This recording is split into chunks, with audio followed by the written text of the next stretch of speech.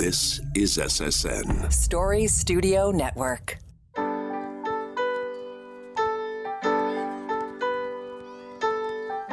Hi, my name is Pamela Fuselli, and I'm the host of Popping the Bubble Wrap.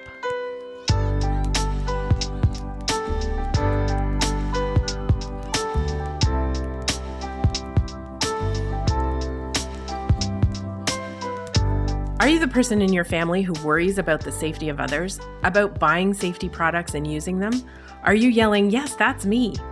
This is the podcast for you. Raising a child or children can be a hair-raising undertaking, and keeping them safe is a priority. Parachute's Popping the Bubble Wrap podcast explores what you really need to think about as a parent or caregiver, and provides easy tips on prevention strategies. No bubble wrap here, though. One of the most wonderful things about having children is watching their unbridled curiosity about the world around them. As a parent, though, this wonder comes with an equal dose of worry about hazards our children might come across, especially the very young children who are vulnerable and haven't developed their motor skills that play a key role in issues like choking, strangulation, and suffocation. There are questions about what should be in a crib, what to do with window blind cords, which foods are appropriate at certain ages. So in this episode, we'll discuss strategies for removing and mitigating these hazards in the home and hear about some experience from our parents. Joining me today are Lillian, Lauren, and Reem. I'm so happy you could join me for this episode of Parachute's Popping the Bubble Wrap podcast. Welcome. Thank you for having us. Thanks, Pam. Thanks. So what are the kinds of foods that your kids like, but you don't let them eat, or at certain stages, what you have sort of introduced to them because you have been afraid of them, sort of choking on their food? How you look at food like carrots and hot dogs have probably changed from before you had kids till when after you've had kids. So Lauren, maybe I'll start with you. What's been your experience? You have one young child and one on the way, right? Yes. So my son is just over 2 years old. So he's a pretty independent eater at this point and eats just about everything. I think the real fearful stage is gone for me, but at the same time, people kind of give him things and he takes things without me being able to maybe monitor the modifications, those foods like you mentioned, like carrots and hot dogs and that kind of thing. I don't know who introduced this to him, but he loves ice with his water. Oh, yeah. And so he's also drinking from an open cup. So the fact that he wants ice cubes, that's a no-go for me, because that's just that scares me in terms of choking, of course. So yeah, we try to do some modifications for those really dangerous foods. But again, he's at daycare, he's at grandma and grandpa's, you don't know what's going on. They're not as educated maybe as us as parents or at least for myself, I'm constantly looking that stuff up and trying to figure out how to make things safe for my kid. But I would say I'm a little bit more relaxed now that I know he has confidence in chewing and eating and swallowing and the mechanics are down. Right. And you hit on a really important point about, what you do in your own home versus what they do when they're in daycare or at someone else's home who might not be, so aware of the dangers. And, as they grow, it changes very rapidly what they can or should eat and what they can't eat, right? So when you talk about, carrots or hot dogs and things like that, I mean, there's some that are not recommended absolutely for really young kids, but others like hot dogs, if you cut them in a certain way, it eliminates the real hazard for that food. Lillian, I saw you nodding when Lauren talked about the ice issue. Is that something that you've faced as well with your kids? My kids love sucking on ice. I don't know what it is. Is it the cold? Is it the roundness of ice? Like, no idea. Maybe it's the flavoring from the drinks, but they love ice. The bigger concern for us was grapes. And you would never think about that as an adult because grapes are fruit. It's wonderful. But my mom introduced fancy grapes, these muscat grapes that are the perfect size to block an airway. They're not like the big juicy red ones where it's hard to get lodged because it's so large they can't just swallow, they have to chew it. These perfect size marble grapes, my kid has choked on before because my mom also introduced peeling grapes. So they're slippery and slidey in the mouth, and they can just slide down there, and the younger one starts coughing, and we have to help him dislodge it because he was a bit young. So I totally understand where you're coming from, Lauren. Ice, grapes, like those two seem to go hand in hand with children. Yeah, and cutting the grapes are a good way to stop that from happening. But I do love those Muscat grapes. I have to say, I've tried them myself. Reem, have you had some experiences around, or what sort of foods are you worried about when you're feeding your kids? Yeah, so I've got a 3-year-old and an 18-month-old. And so for me, the challenge is the 3-year-old can eat certain things sometimes. And then the 18-month-old, of course, wants it. So things like raisins that I know my 3-year-old can eat. My 18-month-old doesn't quite have molars, and she definitely stuffs her face. That's the big problem for me is the stuffing. She's in that phase where she'll just big, bunch of stuff. And she has choked, she gags it out really well. But yeah, I'm just scared that she's going to stuff something in her mouth and get stuck in her airway. So that for me is a big one. But yeah, my kids love grapes, and now they don't want them cut. They'll tantrum if I cut them. So I have to just be like, bite it. And then they'll just bite it. And I'm like, okay, I'm coaching them through eating grapes so that they don't just stuff it in their mouth. Yeah, a similar kind of scenario is with small toys and small pieces of, that kids that are older, they're fine with, but the younger kids, they put everything in their mouth, right? That's how they explore the world. So one of the things that I learned that I think is really handy, you can buy choking tubes. So you can buy a tube that is big enough, the opening's big enough. If it fits through there, it's a choking hazard. But everybody has a tool in their house that will help them. And that's a toilet paper roll. So a toilet paper roll is, if it fits in there, it's a choking hazard. So I was really excited to hear that because it was a tool that you didn't have to go out and buy, that you could try that out with. I wanted to talk a little bit about cribs as well, because that, when we think about the suffocation issues in a crib, and it looks so beautiful when it's got the crib bumper pads and the stuffed animals and the quilts and all that kind of stuff. But, we totally recommend, as does, Health Canada and the Canadian Pediatric Society, is that you don't have anything in a crib when kids are really young, because when I talked about that, the motor skill development, they can't roll out of or off of something that is blocking them. So what is your approach? Reem, maybe I'll start with you as, what's your approach to the crib? Is that something that you've done?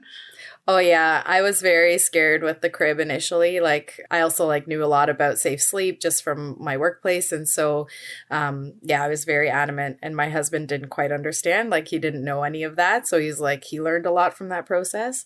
But yeah, we just did, a sleeper and a sleep sacks. And he was like, why are we buying all these sleep sacks? And I'm like, because we can't use a blanket. And when we had a newborn, we had the bassinet next to our bed, and there was a window there. So there's a cold draft, but we couldn't fit the bassinet on the other side. So it was kind of awkward, but I had to use a thick sleep sack because that was the only way to keep the baby warm. So yeah, I think sleep sacks were definitely a must initially. And then I didn't introduce a blanket until my kid was in toddler at daycare because they requested a blanket. And I was like, okay, fine, now I'll introduce it. So I kind of waited a little longer. And also because she just didn't know any different. So yeah, right. Lauren, what's your approach, or have you, and I guess when you talked about, you going to stay at grandparents' place, that's one of the things where, grandparents may not be aware of this change in recommendation. That's exactly what I was thinking as Reem was talking, the grandparent issue. My dad in particular had an issue with the sleep sack. And every time my son would stay over, he's like, when's he going to stop wearing that dress to bed? When's he going to stop wearing that dress to bed? I was like, it's a safety thing. It's also so handy for other reasons, not safety related. But we were definitely on the sleep sack train until my son learned to take it off. And then, we have to, Right. we have to adjust, but I had a little bit of a scare. So my son was only a few months old, and we had, same as you, Reem, we had the bassinet beside the bed. I think his sleep sack just hanging over the edge, and he was really young, obviously. So I put him in his bassinet so I could go to the bathroom. I'm sure you can both relate to that. Mm-hmm. I'm like, this is where he sleeps. This is a safe place to put him while I go to the bathroom for 30 seconds. So go to the bathroom, come back. He had somehow managed to pull the sleep sack down from the side, and it was over his face, and he's squirming. And even talking about it now just terrifies me. So that was like eye opener, rude awakening. They're little, they can't manage to get anything off of their face. And I thought I was doing everything right by putting him in a safe, spot while he was unsupervised, and it just happens very quickly. So I think that's something else that I really appreciate is, at the best of times we try to do everything right. But then when, we're just trying to do something quickly or out of the ordinary, maybe we have to try to keep that stuff in mind too, because they're quick, even as little infants. They are quick, way quicker than we give them credit for a lot of times, right? And of course, the one thing you didn't want them to touch is what they will touch, right? Totally, yeah. Yeah. Lillian, you have, an experience with your children getting a bit older. Did you have the same approach with the cribs? And I guess with the older ones too. I mean, it's where you put your crib as well as what you put in it. It's very true. I have a 3 and a 6-year-old. They're both boys, so they fight a lot. But when the 6-year-old was a baby and when he was an infant, we knew that back is best, and we would put him on his back. But he turned over and was rolling over onto his side and onto his tummy to sleep at like 2 weeks old. And so we were freaked out because we were scared he was going to just keep his face forward and not know how to just turn his little head. So we kept flipping him back over every time he did it, and it was disruptive to his sleep. And because he had that bad habit, he would also eventually he would curl up into like a rabbit ball, and his bum would be in the air and his face would be down into the crib mattress, and that's how we slept. And it was the strangest thing ever, because as an adult you would never sleep like that, but that's how we chose to sleep. So we actually didn't know when to introduce a pillow. And that was something we still don't know exactly when and how we should introduce it to the baby. The older one decided that it was okay to share stuffies with his little brother when he was 6 months old. So we gave him some friends to play with in his bed, and the baby took to putting his face into the stuffed animals because it smelled like his brother, for security. But of course, that's a suffocation hazard. So we'd have to remove it slowly, and it was such a production. But that awareness is not there for children, and they sleep in the same room, and there's only so much you can do to watch them, right? The older one will have different things in his bed. He has blankets, he has friends, whereas the baby has nothing. So it's a fine balancing act sometimes. It is. And you don't want to impact their relationship or his, wanting to share, because that's sometimes not what they want to do, right? With their things, they want to keep them to themselves. So, you want to encourage that, but at certain times. But I think all of this just demonstrates so well how at certain ages things can be really hazardous. And by the time they're 6, they've changed over, and that isn't something that we're concerned about. So the other thing that we get a lot of questions on, I'd be really interested to hear what your experience has been around window blind cords. And now they're making them without blind cords at all. They're self-raising and lowering. But what kind of strategies, if you have blinds in your house, have you used around the blind cords? And I'll just, Lauren, maybe I'll start with you. Sure. Yeah. So that has been a pretty big concern for us. So we try to hang them up where possible. We do have a few windows that have the self-raising and lowering, which is honestly the best invention ever. Gives, I think, all parents a lot of peace of mind, and they just look nicer too, because I don't know how people keep those things untangled. But yeah, so definitely that was something we tried to mitigate. And then another thing that didn't really cross my mind, we have a couch and then blinds behind it. My son would climb up on the couch and he would put it in his mouth. Mm-hmm. And there's those little tabs at the end of some of the blind cords. And so then that to me was a choking hazard on top of a strangulation hazard. So trying to make sure those ones were always up. And, maybe someday we'll have all of our window coverings will be the self-raising and lowering ones. Yeah, they sell those cleats that you can kind of wrap the cord around, but you're right, they get tangled, whether they're hanging or whether you've wrapped them in the cleats. Reem, you're nodding. You've had this experience too. In my parents' homes is where I worry most, like my parents and the in-laws, because they have homes and they're older, and so they do have the regular blinds. Okay. We live in a new condo that was just built, and so they had to do the new regulations, and so I'm less worried at home. Okay. They've used the cord, but it's like connected to a plastic, and it's like there's no way they can detach it. Right. I feel safe here, but yeah, at the grandparents, there's just like fair game for anything. So I'm always on the lookout in case they're trying to grab it or climb it or do something silly with it. Yeah. Lillian, what about you? With the boys sharing a room, are they near a window? So does the window have a blind, or have you run into this issue too? We have curtains in our house. Okay. So it hasn't really been a problem for us per se. It's more at my mom's house. So she has the older style blinds where you pull the string and then it zits up. Right. My kids like to not so much hang on the blinds or touch them. They like to hit the string because of that little weight on the bottom. It flicks back and forth. So it's a game to them. They're like cats, right? They just hit it back and forth. So that became a problem because the younger one doesn't know how to move his head out of the way when the rope comes swinging back over. And because it's a loop, it's very easy to get caught around. Caught around. Yeah, exactly. I was thinking exactly the same thing just before you said cats. I was thinking about cats and dogs and them playing with it. You can cut that loop and then at least it's separate and it wouldn't be a choking hazard or a strangulation hazard. So that's one tip that maybe you can talk to your parents. It is their house before you go cutting their blind strings.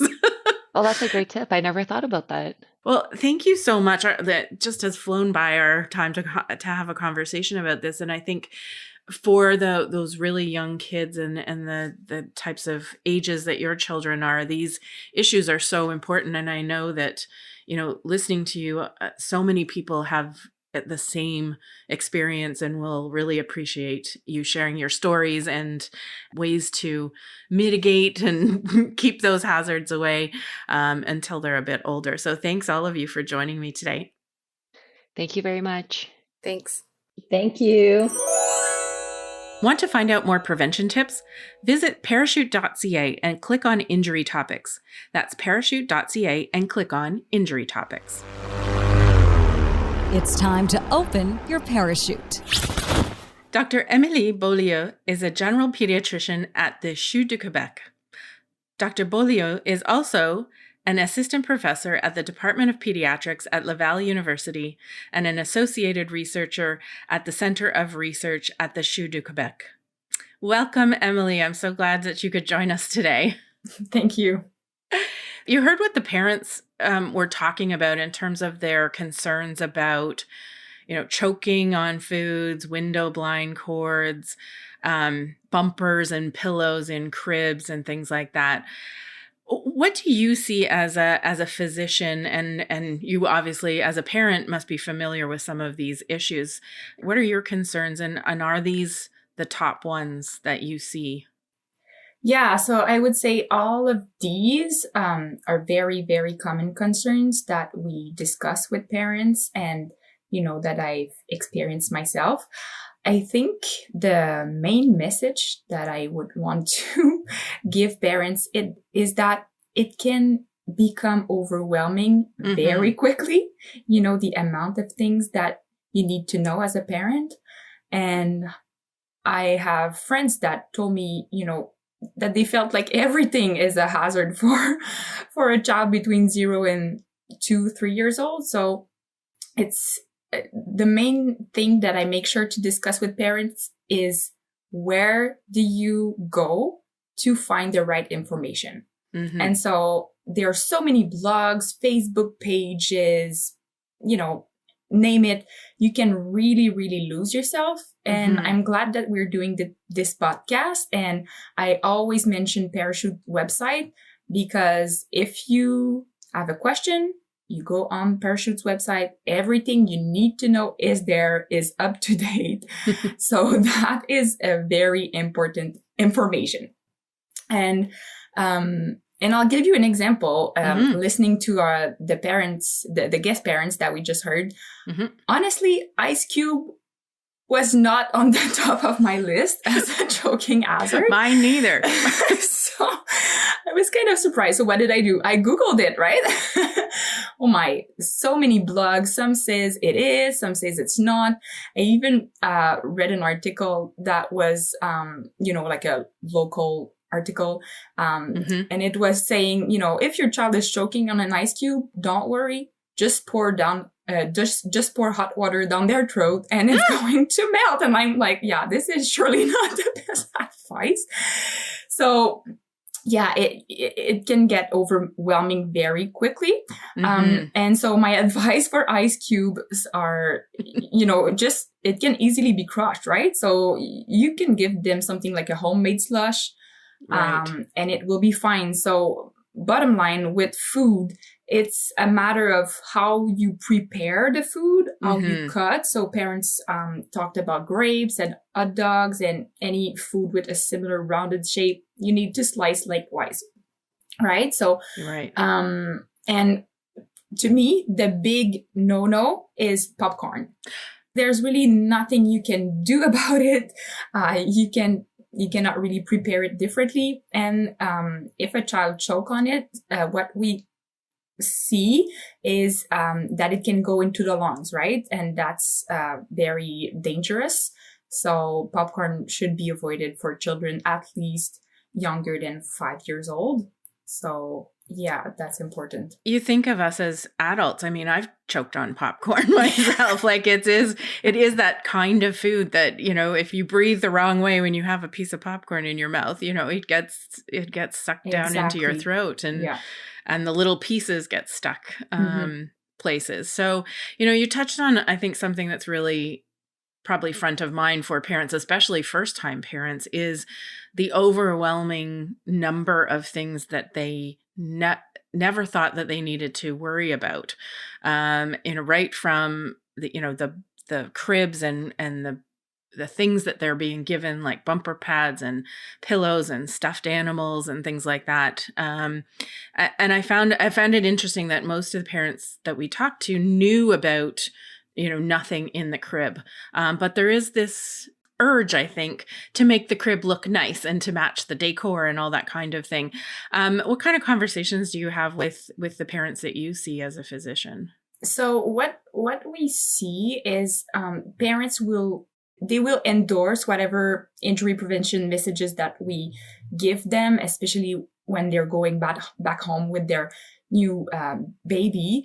But what we see is really pressure from the family, right? Like the grandmother that bought this thing for the crib, and you don't want to say, well, this is not what is recommended. So sometimes that's a difficult conversation for parents to have. And that is also something that I experienced myself. So, it's difficult as parents. You need to educate yourself, but you also need to educate people around you, like grandparents. And it's especially difficult when they get defensive, right? And so I think it's important just to, once again, let people around you know, like, hey, these are great resources that you could check to make sure that you are also prepared for the new baby. to come. And so maybe this way the message, they will listen to the resource and not the parents. So that's something that we often see. Another kind of new trend is and that was not discussed by the guest parents, was the baby-led weaning and choking hazard. So I did my homework. I checked all the studies, and really what the literature is showing us is that a baby-led approach, so introducing solid food right from the beginning versus traditional food introduction, it doesn't seem to increase the risk of choking. But in my experience and many of my colleagues, we seem to see more choking these days on raw carrots, different foods. So my hypothesis about that is, even if you're introducing solid food, doesn't mean that you don't need to think about how you're gonna prepare the food and, cut it in a way that, yes, your baby can grab it on his own, but will be still safe. So parents, I feel, can get, again, overwhelmed by so many different trends in parenting, but we need to stick with the very, very basic messages, and that's one of them. And you are also a parent as well as a physician. Were there any surprises to you as a parent as you actually experienced this, changes in development as your children, were born and grew, in the first couple of years? Yeah. So I feel like parents are kind of prepared for the first years, and that's great because, an infant, the first year is very difficult. Infants are super vulnerable. So you need to, think about anything that could happen. But after that, sometimes it's difficult for parents to remember that there are some hazards around choking, suffocation, and also what we call strangulation. Mm-hmm. And so that's something that I discuss with parents and friends also. For example, scarves. We don't really see them around anymore, so that's a good thing. It's difficult for children to wear anyway. And so neck warmer is a much better choice. But anything like, window blind cords, scarves, it could get stuck in a car, a door, in a bus door, car doors. We've seen farm machinery. So these are really hazards that can be prevented. So it's difficult sometimes to, make sure that you continue to evolve in your injury prevention reading with as your child grow. So that's something that I often see. And the other important thing is bicycle helmet. So how many kids they go on their bike to the park, and once they get there, they keep their helmet on, right? But that's kind of a dangerous thing because it could get stuck. There could be branches from a tree or a pin or something, and that's a cause for strangulation. So all these different tips, but I guess in my experience is you need to educate yourself and then find a balanced approach to make sure that you know enough and you're able to prioritize. Otherwise, you can very quickly, get overwhelmed. Yeah, overwhelmed, stressed. You can get sometimes angry at others in your surrounding because they don't know as much as you. But as long as you're able to prioritize and, performance parenting is a big thing right now. So a balanced approach is very important. Yeah. Well, I think it's been really interesting talking to you from both, your professional hat on, but also as a parent and the understanding about how many things that parents need to worry about when their kids are really young, and then the changes as they develop and how they can stop worrying about some things, and then there's new and different hazards for their kids. So thanks so much for joining me, Emily. I really appreciate it. My pleasure.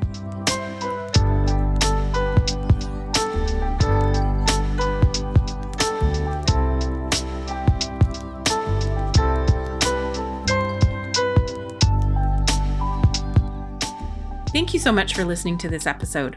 Popping the Bubble Wrap is a podcast of Parachute, Canada's national injury prevention charity, whose mission is for Canadians to live long lives to the fullest by preventing serious and fatal injuries. We release episodes every 2 weeks. On the next episode, we'll be talking about all-terrain vehicles, or ATV safety. Help us reach parents and caregivers by sharing this link with your friends and family and giving us a 5-star review wherever you listen to your podcasts.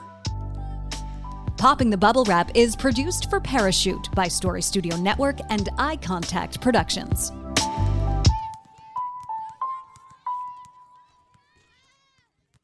This is Story Studio Network.